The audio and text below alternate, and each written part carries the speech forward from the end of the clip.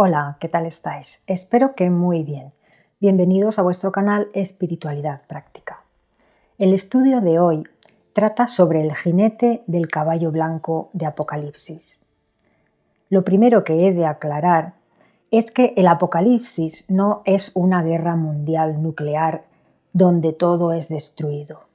El Apocalipsis es una revelación que Jesús, a través de su ángel, da al apóstol Juan para mostrarle las cosas que tienen que suceder dentro de poco. El libro comienza dando unos consejos a las congregaciones y después Juan ve el trono de Dios y al Cordero con un libro que contiene 7 sellos, porque el Cordero es el único digno de abrir esos sellos. Los 4 primeros sellos de este rollo corresponden a los 4 jinetes del Apocalipsis. Los 4 jinetes del Apocalipsis representan una guerra mundial, probablemente la Tercera Guerra Mundial.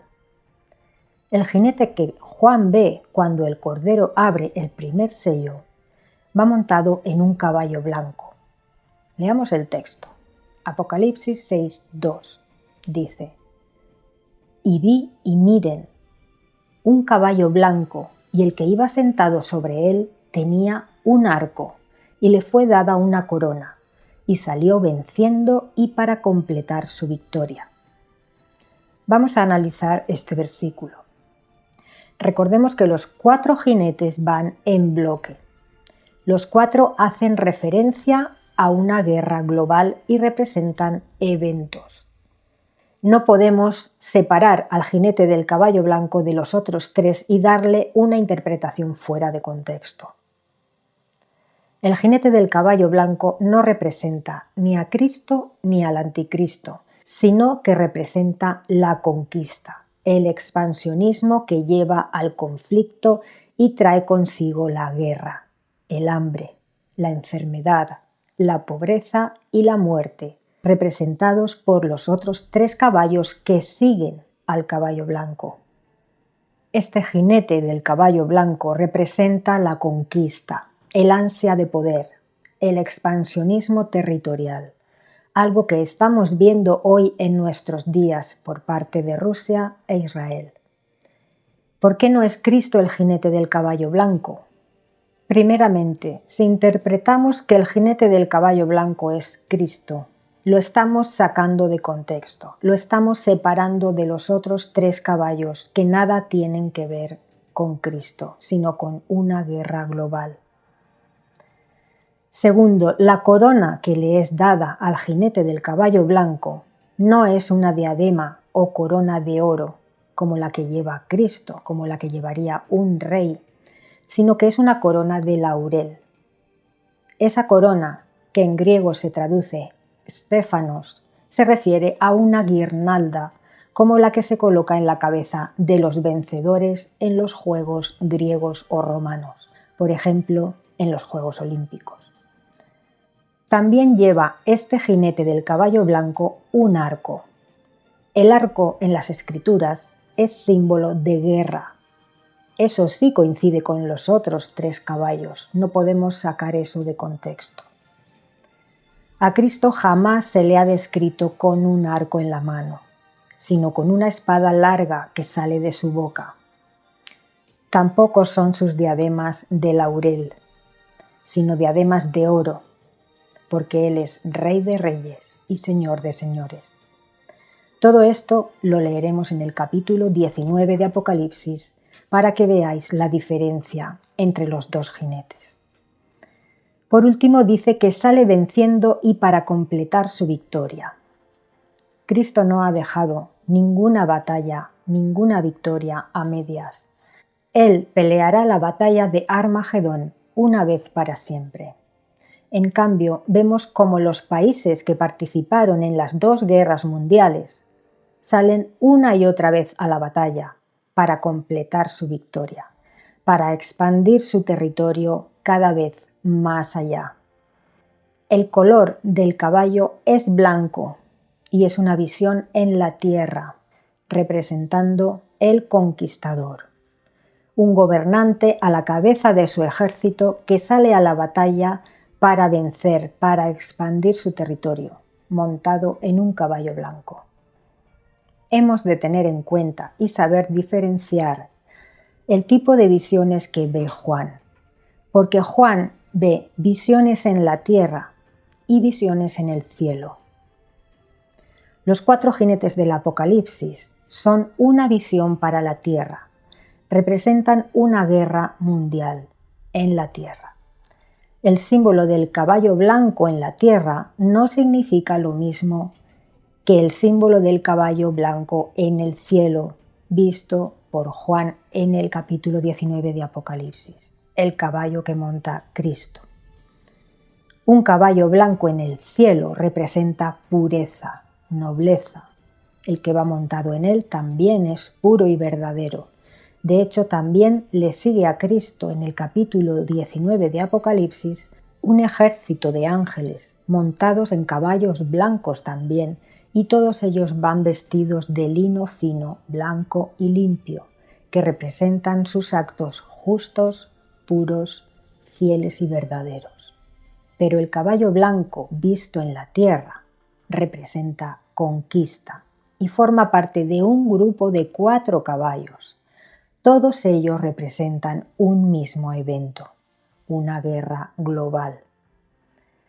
El caballo blanco en la tierra representa el afán de conquista, el liderazgo de un gobernante que sale venciendo y para vencer en la batalla y expandir sus territorios.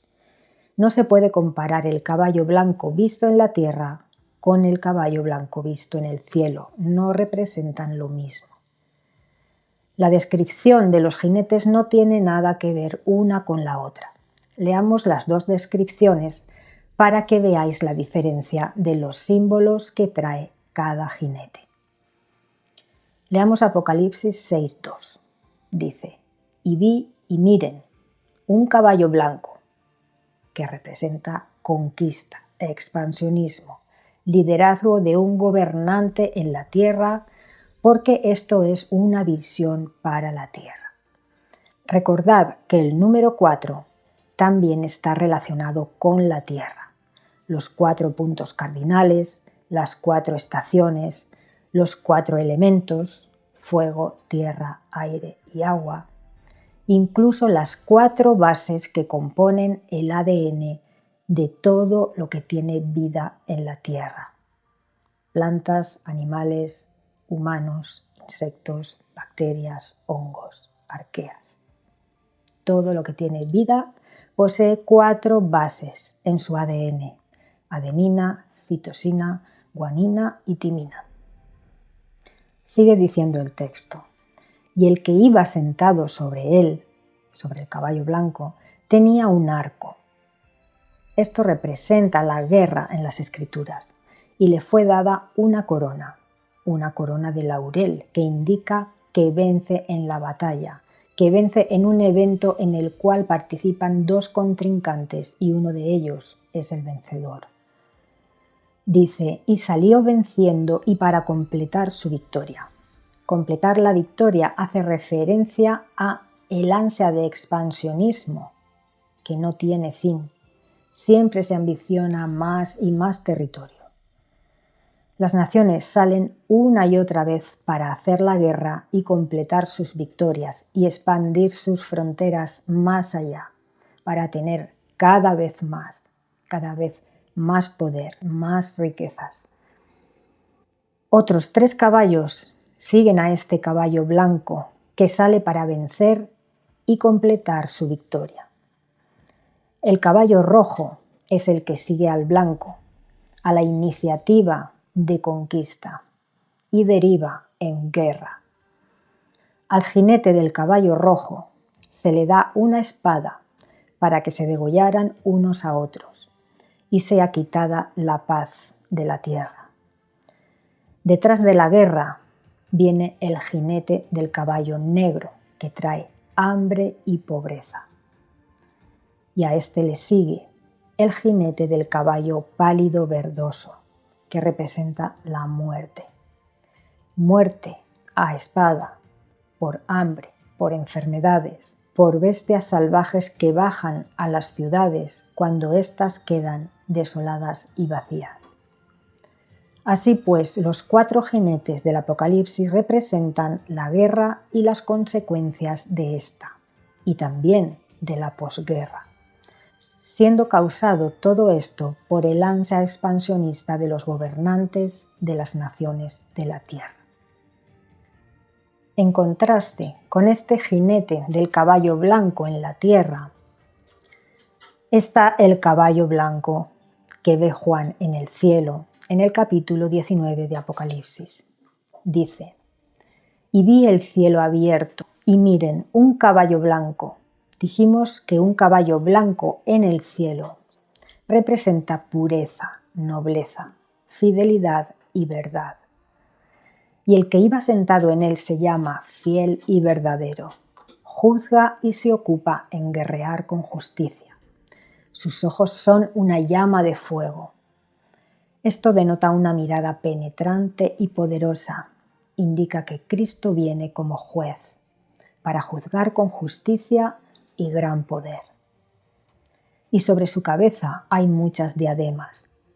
Son diademas de oro, lo que indica que Él es Rey de Reyes y Señor de Señores. Tiene un nombre escrito que nadie conoce sino Él mismo. Y está vestido de una prenda de vestir, probablemente blanca, rociada de sangre. Esta es la sangre del sacrificio de su muerte en la cruz, porque en ese momento de la visión de Juan todavía no ha comenzado la batalla de Armagedón.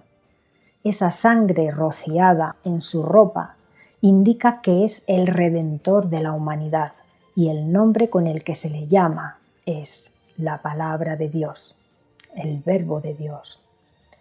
Las Escrituras dan nombre a las personas que tienen el favor de Dios y no dan nombre a las que no lo tienen. Por ejemplo, no se dio nombre al rico en la parábola de Lázaro y el rico, pero a Lázaro se le llamó por su nombre. Tampoco se nombró por su nombre al faraón de Egipto, y sí a Moisés y a Aarón. Tampoco se le da nombre al jinete del caballo blanco, porque no tiene el favor de Dios. Quizás ni siquiera represente a una persona, sino simplemente el afán de conquista y expansionismo, ya que los otros 3 caballos que le siguen también son eventos. A Satanás y al Anticristo tampoco se les nombra en las Escrituras con nombre propio, sino con títulos que implican características propias de su persona. Por ejemplo, al Anticristo se le califica como el hombre de pecado, el hijo de perdición que va a destrucción, la bestia salvaje, o en el caso de su imagen, la abominación desoladora.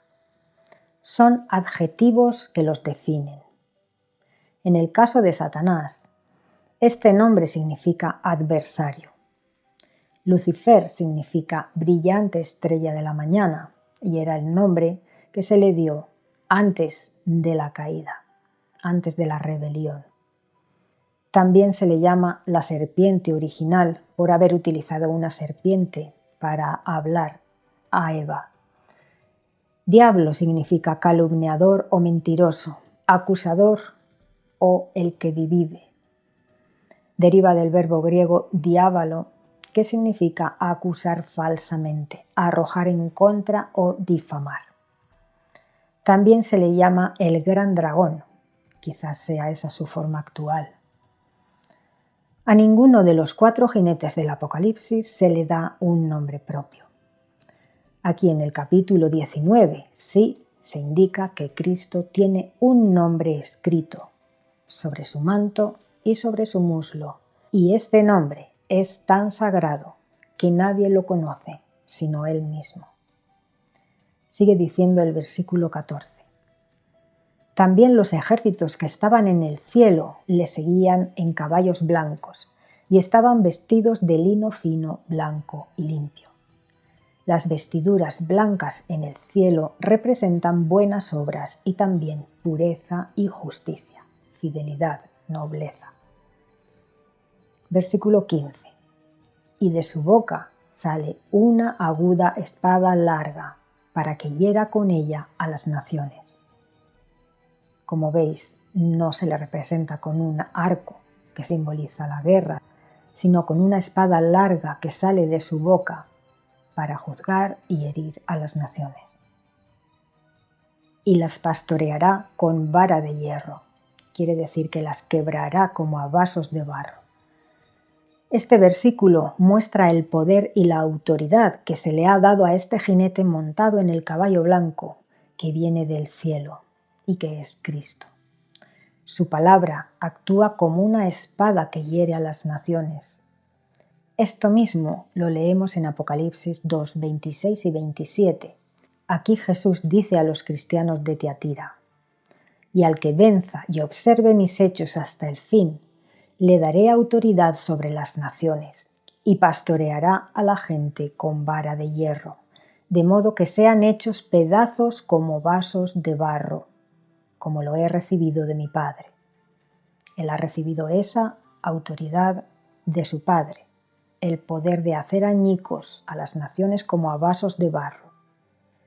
Este texto, donde dice que los primeros cristianos fieles, que formarán parte de la esposa de Cristo, los mártires que resucitarán en la primera resurrección, ellos vendrán con Cristo en su segunda venida para juzgar a las naciones y quebrarlas como vasos de barro. Este texto es una prueba contundente de la veracidad del arrebatamiento. ¿Por qué? Porque para que los mártires, los muertos en Cristo, los que van a reinar con Él en el milenio, vengan con Él en su segunda venida, ellos tienen que haber resucitado antes de su segunda venida. También en Apocalipsis 6:10, a estos mártires que piden justicia porque han sido asesinados injustamente, se les dice que esperen un poco más de tiempo, hasta que quede completado el número de sus coesclavos y de sus hermanos que estaban a punto de ser muertos como ellos lo habían sido. Este número es 144.000, los que reinarán con Cristo, que puede ser un número literal o simbólico. ¿Cuándo son respondidas las oraciones de los santos para hacer justicia? En Apocalipsis 8, cuando dan comienzo los juicios de las trompetas. Y ahí se vuelve a mencionar a estos santos y a la justicia que se les hace. Leamos esto en Apocalipsis 8:3. Dice: «Y llegó otro ángel y se puso de pie junto al altar». Este altar es el mismo altar de Apocalipsis 6:9, bajo el cual estaban las almas de los que habían sido muertos por dar testimonio de la palabra. Sigue diciendo Apocalipsis 8:3. «El ángel se puso de pie junto al altar, teniendo una vasija de oro para el incienso, y se le dio una gran cantidad de incienso para que lo ofreciera con las oraciones de todos los santos sobre el altar de oro que estaba delante del trono. Y el humo del incienso ascendió de la mano del ángel con las oraciones de los santos delante de Dios». Estos santos que clamaban justicia en la gente de las naciones. Pero inmediatamente el ángel tomó la vasija de incienso y la llenó del fuego del altar y lo arrojó a la tierra para hacer justicia a los santos con los juicios de las trompetas. Y ocurrieron truenos y voces y relámpagos y terremotos, y los 7 ángeles con las 7 trompetas se prepararon para tocarlas. Así dan comienzo los juicios de las trompetas para hacer justicia a los santos.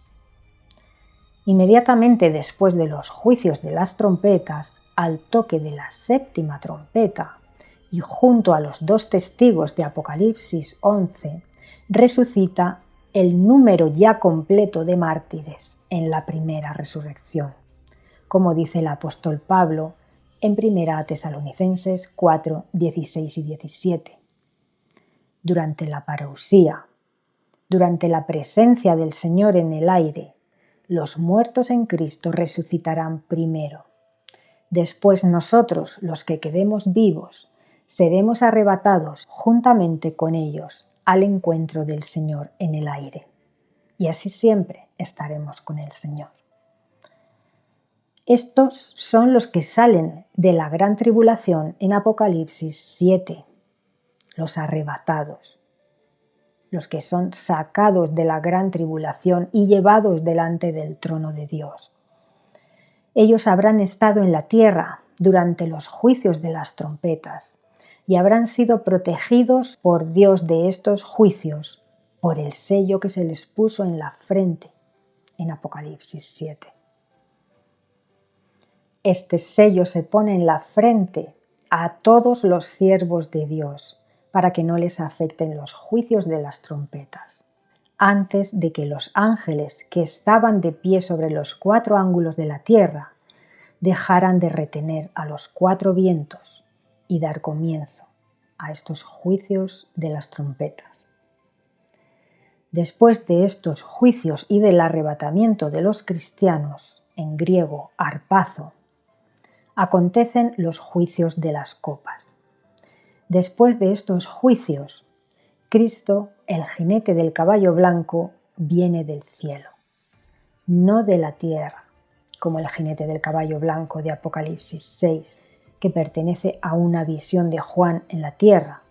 Cristo es el jinete que viene del cielo, viene junto con su esposa, los resucitados en la primera resurrección, y junto con sus ejércitos de ángeles para juzgar a las naciones, para quebrarlas como vasos de barro y ponerlas como banquillo para sus pies. Otra prueba de que el arrebatamiento sucederá antes de la segunda venida de Cristo la tenemos en la parábola del trigo y la cizaña. En Mateo 13:30 dice: «Dejen que ambos, el trigo y la cizaña, crezcan juntos hasta la siega. Y en la época de la siega diré a los segadores: junten primero la mala hierba y átenla en haces para quemarla. Entonces pónganse a recoger el trigo en el granero».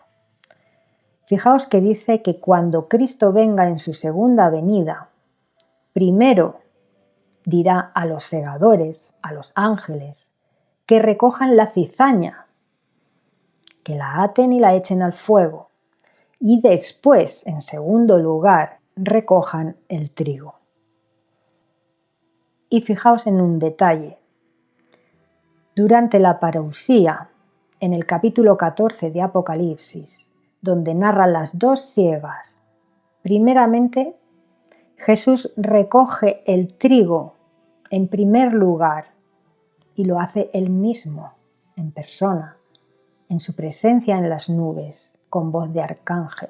No envía a sus ángeles a hacer la primera siega, la del pueblo de Dios, sino que él mismo, con voz de arcángel y trompeta de Dios, la séptima, recoge personalmente su cosecha, a su pueblo. En cambio, en su segunda venida, cuando Él viene para la batalla de Armagedón, para juzgar a las naciones, y pone sus pies en el monte de los olivos, y sí baja a la tierra, Él envía a sus ángeles para separar la cizaña del trigo.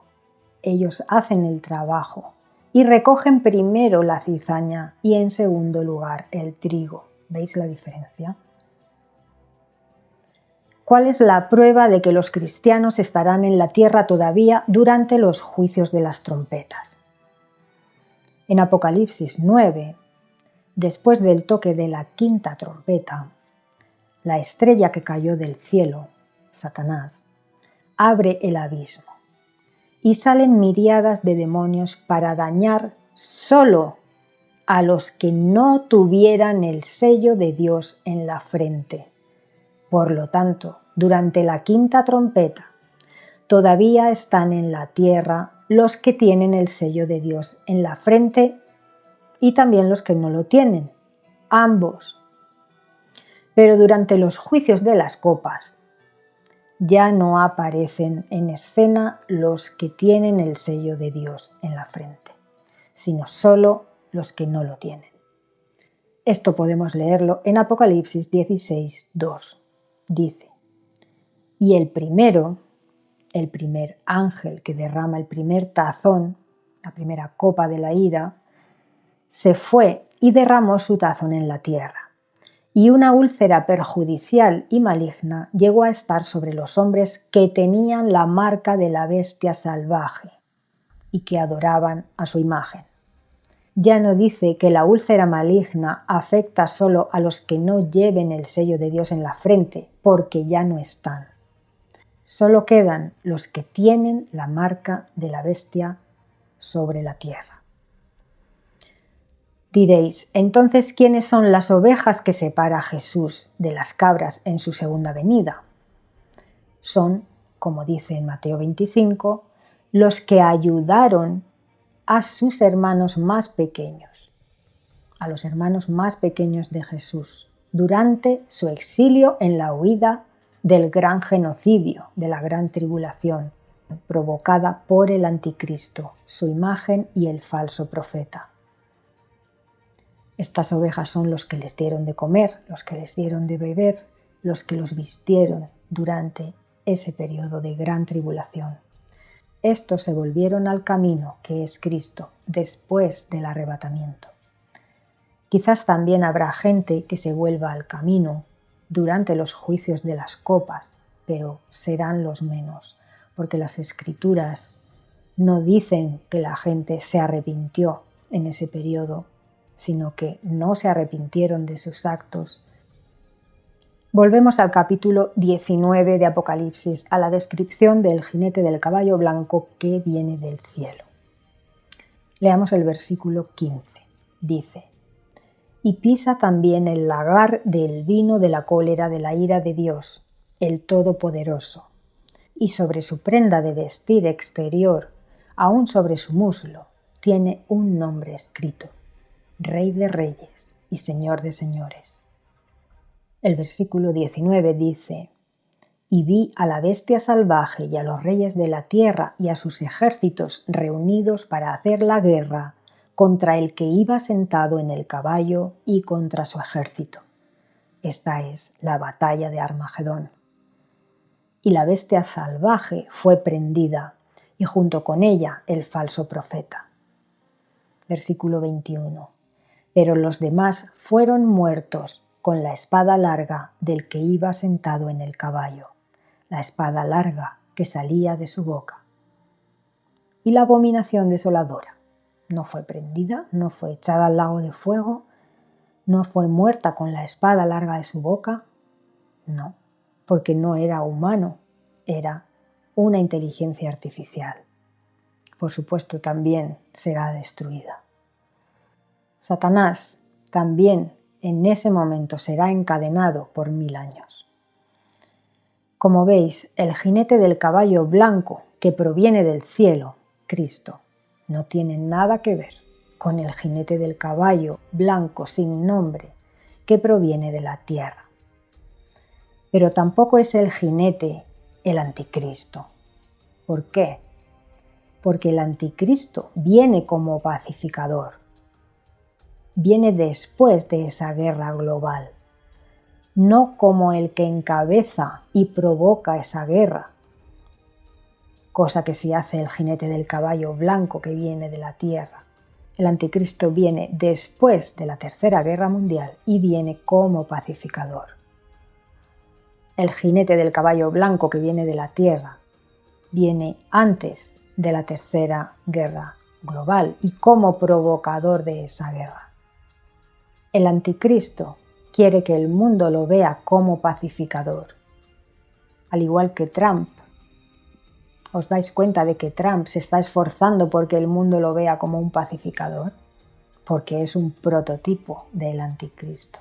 No es el anticristo, porque el anticristo es un cuerno pequeño y Trump es uno de los grandes. El anticristo será un gobernante pequeño que gobernará en Israel.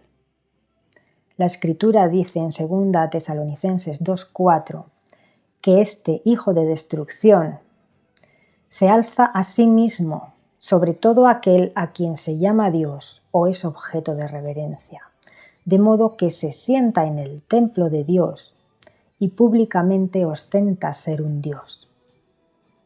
Este hombre del desafuero, el anticristo, también asesinará a los 2 testigos en la ciudad de Jerusalén.